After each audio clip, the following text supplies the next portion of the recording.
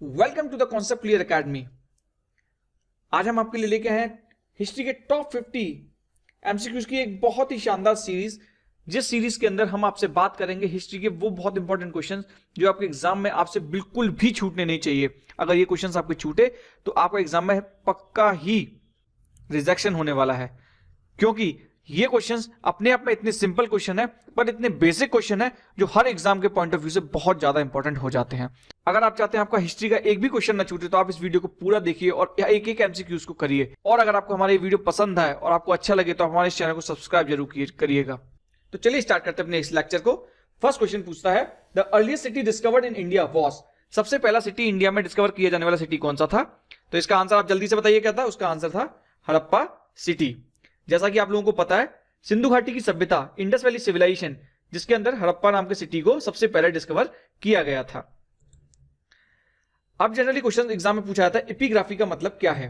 तो जनरली आपको ये सब चीजें दी गई हैं, आपको सबके मीनिंग पता होने चाहिए। एपिग्राफी मीन्स क्या होता है? Epigraphy is the study of inscription, मतलब अभिलेखों की स्टडी जो है वो क्या एपिग्राफी कहलाती है। अगर मैं आपसे पूछूं कॉइन्स की स्टडी क्या होती है तो आप क्या बताएंगे? कॉइन्स की स्टडी होती है न्यूमिस्मैटिक। ठीक है, कॉइन्स की स्टडी न्यूमिस्मैटिक के नाम से जानी जाती है। अब आप मुझे कमेंट सेक्शन में बताएंगे स्टडी ऑफ एपिक और स्टडी ऑफ ज्योग्राफी क्या कहलाती है। ठीक है, अगला क्वेश्चन पूछा जाता है, which among the following has not been found in the excavation of Harappan site. ये बहुत ही इंपॉर्टेंट क्वेश्चन आता है, ये जनरली लोग इस क्वेश्चन को गलत कर देते हैं। तो आपको इस क्वेश्चन का आंसर बताना है। जनरली जब हम देखते हैं हड़प्पा सिटी को, ड्रेन्स ऑफ वेल्स हमें मिले थे वहां पर।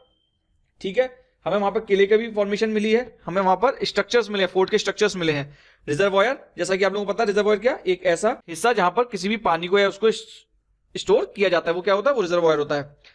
हाँ, हमें वहां पर क्या नहीं मिला? हमें वहां पर टेम्पल के अवशेष नहीं मिले हैं। क्यों? ये हमें कैसे पता चलता है?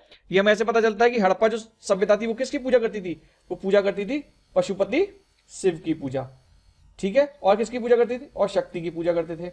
बाकी और क्या पूजा करते थे? वो स्टोन्स की पूजा करते थे, ट्रीज की पूजा करते थे, एनिमल्स की पूजा करते थे। तो इन सब चीजों की वो वर्शिप करते थे, पूजा करते थे। परंतु वहां पर क्या, हमें किसी भी प्रकार के टेम्पल और शिखर का अवशेष नहीं मिला है। तो इसका आंसर क्या हो जाएगा? टेम्पल और ये। उसके बाद क्वेश्चन आता है, Harappan civilisation was discovered in the year. अब अगर आपसे ये क्वेश्चन इस तरीके से पूछा गया और ये ऑप्शंस दे रखे हैं तो इसमें से आप क्या आंसर मारेंगे? तो इसमें से आप आंसर मार देंगे 1922। 1922 में क्या हुआ था? 1922 में दयाराम साहनी ने हड़प्पन सिविलाइजेशन की डिस्कवरी करी थी।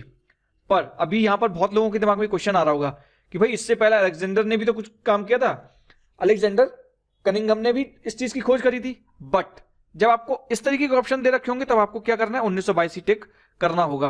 पर जब आपसे बात करी जाए हड़प्पन सिविलाइजेशन का सबसे ब्रीफ हिस्ट्री किसने स्टार्ट करी थी, तो वो करी थी 1872 से लेकर 1873 में। किसने?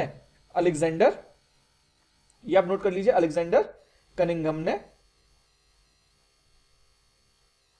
हड़प्पन सिविलाइजेशन की एक ब्रीफ हिस्ट्री को, एक्सकैवेशन जिसको बोलते हैं हम, ये किया था। ठीक है, इसके बाद क्वेश्चन आता है, the organic relationship between ancient culture of Indus valley and Hinduism today is proved by the worship of. अब जब मैं आपसे बात करता हूं, मैंने आपको भी पिछले क्वेश्चंस में क्या बताया कि अगर मैं बात करता हूं हिंदुइज्म की और इंडस वैली के में एक रिलेशन, देखो आपको टेम्पल का वहां पर अवशेष नहीं मिले थे। हमें वहां पर कैसे पता चलता हिंदुइज्म की वो थी कि वहां पर जो इंडस वैली की सिविलाइजेशन में जो लोग थे वो किसकी पूजा करते थे? वो पूजा करते थे पशुपति, इंद्र की भी, मदर गॉडेस की भी, इन सबकी पूजा करते थे। पर जब हम क्या बात करते हैं, हम हिंदुइज्म से बात करते हैं तो क्या स्टोन्स और ये यहां पर स्टोन्स एंड ट्रीज है, एनिमल्स। तो हम कैसे बात करते हैं हिंदुइज्म में? क्या है हिंदुइज्म में? गाय हमारी माता है, काऊ की हम वर्शिप करते हैं। हम स्टोन्स, शिवलिंग हो गया, शिव जी की हम बात करते हैं। ठीक है ना, ट्री के जैसे बरगद के पेड़ की बात हो गई, इस सब की हम क्या वर्शिप करते हैं। तो एक जो रिलेशनशिप है इंडस वैली हिंदुइज्म का, वो किससे मिलता है? स्टोन ट्री और एनिमल की वर्शिप से मिलता है। अगला क्वेश्चन आता है, which was the only Indus site with an artificial brick dockyard. आप आंख बंद करके इस चीज को लिख लो, जब भी डॉकयार्ड शब्द आता है सबसे पहले सबके दिमाग में क्या वर्ड आता है? वो वर्ड आता है लोथल। ठीक है, अब समझो लोथल क्या है। लोथल कहां पर है? लोथल गुजरात के अंदर स्थित है। ठीक है ना, जो ये क्या था?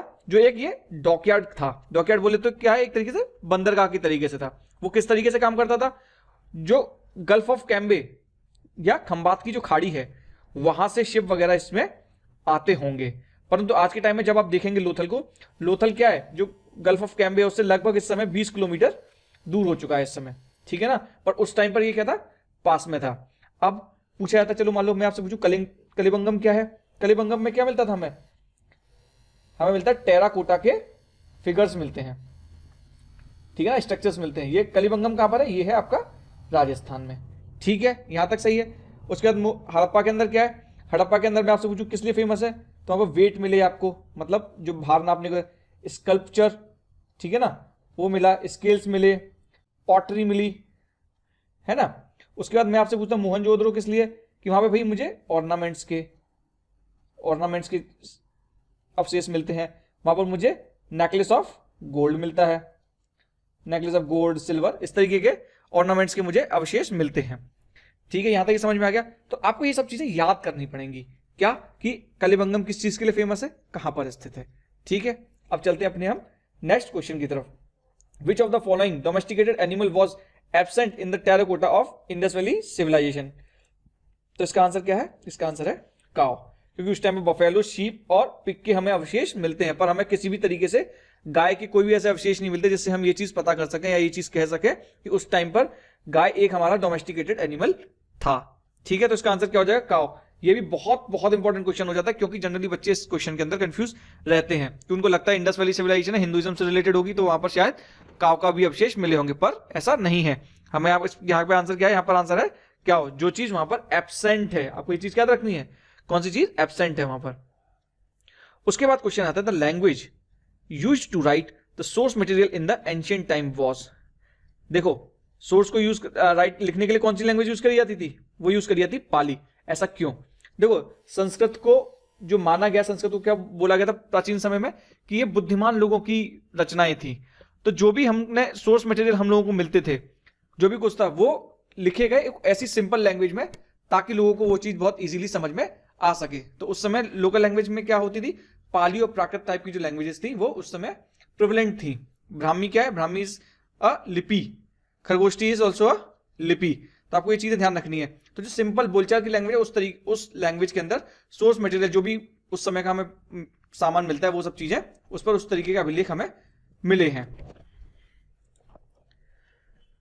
अगला क्वेश्चन था Lothal is a site where dockyard of which of the following civilisation were found. ये भी मैंने क्वेश्चन प्रीवियसली आपको बताया है। लोथल कहां पर है, गुजरात के अंदर है, ठीक है। और क्या डॉकयार्ड था, किस सिविलाइजेशन का, इंडस वैली सिविलाइजेशन का। अगला question, the first metal used by a man was. यहां पर बहुत सारे लोग कंफ्यूज हो जाते हैं, हमें यहां पर बिल्कुल भी कंफ्यूज नहीं होना है। आपको ये याद रखना है, जैसे हम बोलते हैं ना पैलियोलिथिक एज मतलब स्टोन एज मतलब पाषाण काल, तो सबसे पहले कौन सा काल आता है, पैलियोलिथिक एज आती है, पैलियोलिथिक एज आ गई। उसके बाद क्या आती है, उसके बाद आती है मीजोलिथिक, फिर उसके बाद क्या आती है नियोलिथिक। इसको अगर हम हिंदी में बोलेंगे ये पाषाण काल हो गया, ठीक है ना, ये मध्य पाषाण काल हो गया, ये क्या हो गया नव पाषाण काल हो गया, ठीक है। अब जब ये पाषाण काल खत्म हुआ, उसके बाद आया चाल्कोलिथिक एज, चाल्कोलिथिक एज आई। चाल्कोलिथिक एज मतलब जहां पर कॉपर, इस एज को हम क्या ब्रॉन्ज एज के नाम से भी जानते हैं। तो उस टाइम पर क्या आया, ब्रॉन्ज एज भी आई। तो सबसे पहले क्या आ गया, यहां पर आ गया कॉपर, चाल्कोलिथिक मतलब कॉपर। तो जब भी आप हिस्ट्री की बात करते हैं, एंशिएंट हिस्ट्री की बात करते हैं, आपको पता होता है सबसे पहले हमारा स्टार्ट किससे हुआ था, पाषाण काल से हुआ था। पाषाण काल पत्थर से क्या आग बनाना स्टार्ट किया, फिर उसके बाद व्हील की रचना हुई, है ना। जब ये सारी चीजें आ गई, उसके बाद क्या हुआ, कॉपर का प्रयोग स्टार्ट हुआ, जो हमारा चाल्कोलिथिक एज में होता है। उसके बाद जब ये चाल्कोलिथिक आगे चला तो हड़प्पन सिविलाइजेशन आई। हड़प्पन सिविलाइजेशन के अंदर इसका बहुत एक्सटेंसिवली यूज होना स्टार्ट हो गया। तो इसका आंसर क्या आ जाएगा, इसका आंसर आ जाएगा कॉपर। आयरन हमारा बहुत बाद में आया था, बहुत बाद में मतलब आपका वैदिक और लेटर वैदिक के आसपास की एज में हमारा आयरन का यूज स्टार्ट किया गया था। Which of the following scholar who was the first to discover the traces of Harappan civilisation. तो ये जैसा मैंने आपको क्या बताया, जब हम बात करते हैं 1872 और 73 की, तो हम किसका नाम लेते हैं? हम अलेक्जेंडर कनिंघम का नाम लेते हैं। और जैसे ही हम बात करते हैं 1922 के आसपास की, जब यहाँ पर प्रॉपरली हड़प्पन सिविलाइजेशन का एक्सकैवेशन स्टार्ट कर दिया गया था, वो स्टार्ट किसने किया था? दयाराम साहनी के टाइम पर वो चीज स्टार्ट कर दी गई थी। तो ये आपको याद रखना है, समझना है कि इसका आंसर ये होगा कब? जब ये बात करा ट्रेसेस किसने फाइंड किए, who was the first to find the traces. Traces किसने करी थे? कनिंघम ने। और खोज किसने करी है अच्छी तरीके से? वो करी है साहनी ने। अब अगला क्वेश्चन आता है, who amongst the following is associated with the study of Harappan civilisation. तो इसका आंसर क्या हो जाएगा? एमएस वस। एमएस वस का पूरा नाम क्या था? माधव स्वरूप वत्स। ओके, तो ये क्या है? ये एक्सकैवेशन ऑफ किससे जुड़े हुए थे? ये मोहनजोदारो से एसोसिएटेड थे। उसके बाद अगला क्वेश्चन आता है, megalithic culture brings us to the historical period in the south India. The megalithic is used. तो आपको बताना, पहले तो सबसे पहले आपके दिमाग में क्वेश्चन आ रहा है मेगालिथिक कल्चर है क्या? Megalithic, what is megalithic? तो मैं आपको एक सिंपल लैंग्वेज में बताऊं कि जो पुराने टाइम पर जो किले वगैरह बनाने के लिए यूज किए जाते थे, बड़े बड़े पत्थर या कोई बड़ी इमारत बनाने के लिए जो लार्ज स्केल पर जो हिस्टोरिक स्टोन हुआ करते थे, उन स्टोन्स को जो यूज करते थे, वो कल्चर जो उस टाइम पर वो चीज थी, उसको मेगालिथिक बोलते हैं। ठीक है, जैसे मैं आपसे पूछूं मेगालिथिक के मुझे अवशेष कहाँ मिलेंगे, तो वो मिलेंगे मुझे महाराष्ट्र के अंदर, कर्नाटका के अंदर, तमिलनाडु के अंदर, केरला के अंदर। ठीक है, तो क्या बड़े बड़े जो स्टोन्स थे, जो भी चीजें थी स्ट्रक्चर बनाने के लिए यूज होते, वो मेगालिथिक होता था। तो इस पर क्या है? The megalithic is used to engrave and circle the big pieces of stones. ठीक है, जो चीज मैंने आपको हिंदी में बताई वो चीज यहाँ पर इंग्लिश में लिखी हुई है। क्या? एक बड़े बड़े स्टोन्स के स्ट्रक्चर थे, स्टोन्स थे जिनको यूज किया जाता था बड़े बड़े स्ट्रक्चर्स को बनाने के लिए, बड़े किलों को बनाने के लिए, घरों को बनाने के लिए, या उन पर कुछ चीज इनग्रेव करी जाती थी। अगला क्वेश्चन आता है, which ruler murdered his father Bimbisara to ascend the throne. देखो, अगर आपने हिस्ट्री थोड़ी सी भी पढ़ी है तो आपको पता होगा बिम्बसार के नीचे क्या आता था? अजात शत्रु। ठीक है, जब मैं बिंबसार की बात करता हूं उसके नीचे क्या आएगा?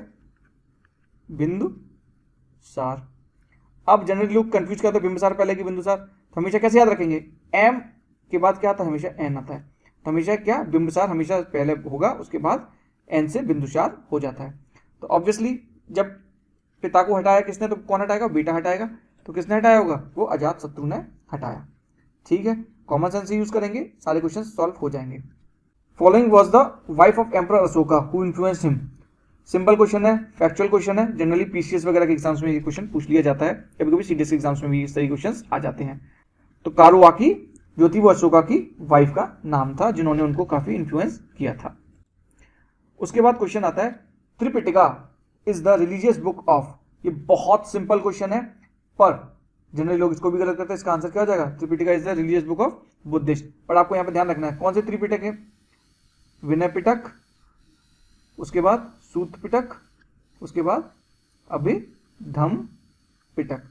अब जनरली हम कंफ्यूज होते हैं कौन सी चीज किस चीज के लिए है। सबसे पहले क्या है? त्रिपिटक क्या है? एक तरीके से एक बास्केट है, एक समूह है किनका? 3 किताबों का, जो बुद्धिस्ट की टीचिंग्स और उन राइटिंग्स को लिखती हैं। अब क्या विनय पिटक के अंदर क्या चीज लिखी जाती है? जो विनय पिटक है वो डील करता है किससे? मोनास्ट्री के रूल्स से। ठीक है ना, तो ये क्या बताता है? ये चीजें बताता है कि मॉन्क्स को और नन्स को, किसको? मॉन्क और नन्स को किस तरीके से रहना चाहिए, क्या मोनेस्ट्री के रूल्स हैं। उसके बाद आता है सूत पिटक। सूत पिटक में क्या है? लगभग 10,000 के आसपास सूत्रों के बारे में इसमें बात करी गई है। वो सूत्र क्या है? वो है बुद्धा के दिए गए सूत्र हैं। मीन्स जो बुद्धा ने अपने क्लोज रिलेटिव्स और फ्रेंड्स को, या अपनी फर्स्ट बुद्धिस्ट काउंसिल में जो चीजें उन्होंने बताई, जो चीजें बोली, वो सारा कुछ किसमें लिखा हुआ है? वो लिखा हुआ है सूत पिटक के अंदर। ठीक है, उसके बाद क्या है? अभिधम्म पिटक के अंदर जो चीजें आती हैं वो आती है फिलोसफी ऑफ बुद्धा। क्या? Philosophy and doctrine of Buddha, मतलब बुद्धिज्म को किस तरीके से काम करना चाहिए, उसकी पूरी डॉक्ट्रिन क्या, उसकी पूरी फिलोसफी क्या है, ये सब कौन बताता है? ये त्रिपिटका बताता है। उसके बाद क्वेश्चन पूछा है, Charak was a famous court physician of. वो किसके कोर्ट फिजिशियन थे? वो थे कनिष्का के, बहुत ही फेमस कोर्ट फिजिशियन थे। अब आपको याद करना पड़ेगा, ये समझना पड़ेगा कि किसका टाइम कब था। कनिष्का का टाइम कब से था? 18 BC से लेके 63 AD तक का उनका टाइम पीरियड चला। हर्षा का कब चला था? 590 to 647 के बीच में। चंद्रगुप्त मौर्य का कब चला था? 321 BC से लेके 185 BC तक। उसके बाद क्या अशोका कब चला? 268 BC से लेके 232 BC तक। देखिए ये मैंने जो आपको ये नंबर्स बताए, ये नंबर्स आपको याद नहीं रखने, पर जब आप हिस्ट्री को पढ़ते हैं तो जब तक आपको एक थोड़ा सा टाइमलाइंस का एक आइडिया नहीं होता, आप ये चीजों का गैस भी नहीं कर सकते कि वो चीज किससे रिलेटेड है और किसके टाइम पे वो चीज रही होगी। तो जब मुझे पता है कि चरक की मेरी बात हो रही है, तो चरक कब से थे? चरक थे 100 BC के आसपास से उनकी बात चली, मतलब 200 BC के आसपास से थे। कब तक चले? एडीज के 100 तक। तो अब जब भी मैं बात करता हूं, इस टाइम तक चरक का बोलबाला था, चरक की फिलोसफी का बोलबाला था, चरक की डॉक्ट्रिन का इस समय जब बोलबाला था, तो मेरे को क्लियरली समझ में आ जाता है कि वो मेरा कौन सा ऑप्शन होगा, वो मेरा ये वाला ऑप्शन हो जाएगा। पर मुझे ये चीज पता होनी चाहिए कि चरक भाई इस टाइम के रिलेटेड थे। इसके बाद अगला क्वेश्चन आता है, the Greek word driven out of India by. तो जैसा कि आपने अगर चंद्रगुप्त मौर्य की कहानी पूरी पढ़ी होगी तो आपको पता होगा कि जब अलेक्जेंडर आया था, अलेक्जेंडर के वापस जाने के बाद चंद्रगुप्त मौर्य ने किसको? सेल्यूकस निकेटर को हराया था, जिसको हरा के उसने सारे ग्रीक्स को वहां से ही वापस भेज दिया था। पूरे इस भारत को इकट्ठा एक एकल साम्राज्य बनाने की पूरी उसने मुहिम चलाई थी। ठीक है, तो यहां तक आपको समझ में आना चाहिए। उसके बाद ये चीजें चंद्रगुप्त विक्रमादित्य तो बाद में गुप्ता पीरियड के अंदर आए, अशोका मौर्य पीरियड के अंदर थे पर बाद में आए। उसके बाद बिंदुसार आपके अगला क्वेश्चन पूछा था, who is the mother of Mahavir? तो इसका आंसर हो जाएगा Trishala was the mother of Mahavir. बिल्कुल फैक्चुअल क्वेश्चन है, आपको सिंपल सीधा सीधा याद रखना है कि महावीर की मां का क्या नाम था? त्रिशाला था। यशोधरा कौन थी? Yashodhara was wife of Buddha. ठीक है, कंफ्यूज हो जाते हैं लोग, तो आपको ये चीजें यहां पर ध्यान रखनी है। अगला क्वेश्चन एक ये बहुत बार पेपर में पूछा है, प्रिंसेस ऑफ पिलग्रिम किसको बोला जाता है? तो ये आपको बहुत ट्रेवलर्स के नाम दे रखे हैं, तो आपका आंसर क्या होगा इसमें? हुयांग त्सांग को प्रिंस ऑफ पिलग्रिम बोला जाता है। तो आज हमने जो 20 क्वेश्चन डिस्कस किए, काफी इंपॉर्टेंट क्वेश्चंस थे। अगर आपको हमारा वीडियो पसंद आया तो हमारे इस चैनल को सब्सक्राइब कीजिए, हमारे इस वीडियो को लाइक कीजिए, ज्यादा से ज्यादा शेयर कीजिए। Thank you. तो मिलते हैं आपसे नेक्स्ट लेक्चर में। Bye bye.